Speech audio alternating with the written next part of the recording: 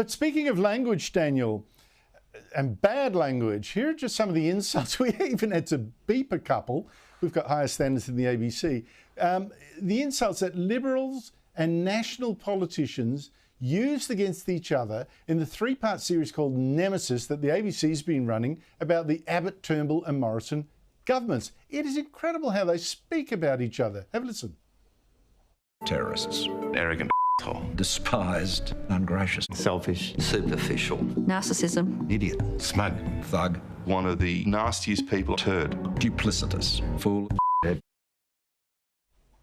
that's not all of it. What does that tell you, Daniel? Well, it tells me a couple of things, Andrew. I think there's only one of the three former prime ministers that are the subject of that documentary to come out looking better than what they went in, and that was, of course, Tony Abbott, because he quite wisely decided not to participate despite the ABC badgering him to do so. And the bigger thing here, Andrew, I think is the ABC has probably inadvertently done the coalition a big favour, because if you watch the documentary series, what it reinforces is just how critical values and principles are. So much of that series is based on personalities and conflict and relatively trivial matters. But when you look at the victory in 2013 that brought the coalition into government, that was one based on values and principles of getting rid of the bad taxes, stopping the boat, starting the process for federation reform and tax reform and many other such matters. And then it devolved into matters pertaining to personality. So, look, I hope that any of the Liberals that were watching that series would say, look, this is an important reminder that we have to fight on values and principles and do what's right for the national interest, rather than getting stuck in personality disputes. It's also a reminder, do not go on ABC programs talking about how smart you were in government or who stabbed who and all that.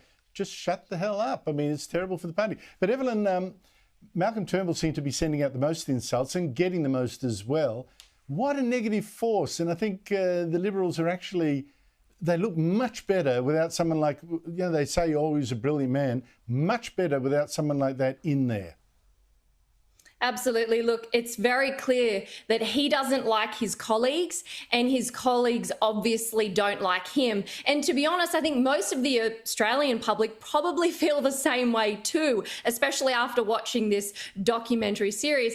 And that's simply because he was never really a true Liberal to begin with, and it was clear. But this whole Nemesis series, it just seems like such anti-Liberal party propaganda, and you can see it by when you look in the comment section under everything. Everyone has walked away from that going, the Liberal Party is scum. And I just keep thinking, as opposed to the other lot, I mean, are we just going to wait on the edge of our seats for season 2 with the Gillard, Shorten and Rudd like stabbing in the back debacle? Ooh. Perhaps we will have to wait for season 2. But, you know, let's be real, it's the ABC.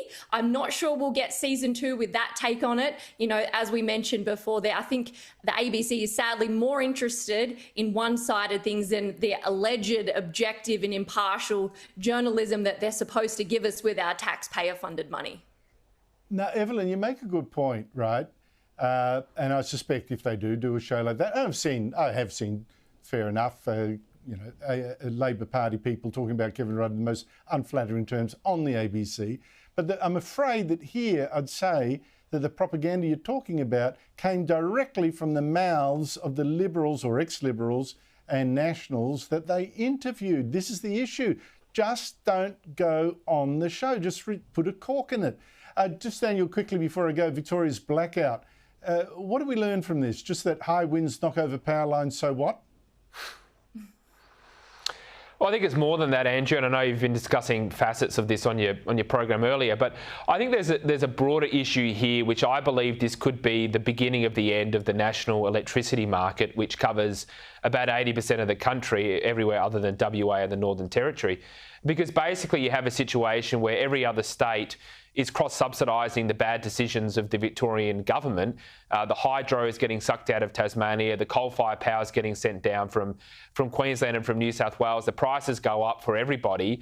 And so the whole point of the national energy market was to deliver an efficient and productive energy system based on low-cost, reliable energy. And we had achieved that. It was one of the key achievements of the microeconomic reform era of the late 1990s. But over recent recent years it's become weaponised for ideological pursuits, foremost around achieving net zero. So it wouldn't surprise me if states start backing out of the system. I've got to cut you off there, this talk about stop the national system, the national grid, because my brother's chairman of Tasmanian Hydro, and he would have made a mozza out of Victoria yesterday. So he'll be at my, telling me to shut up about that kind of seditious talk there. Put a cork in it, Andrew, like you told the Liberals. Yes, exactly. Thank you very much to you both.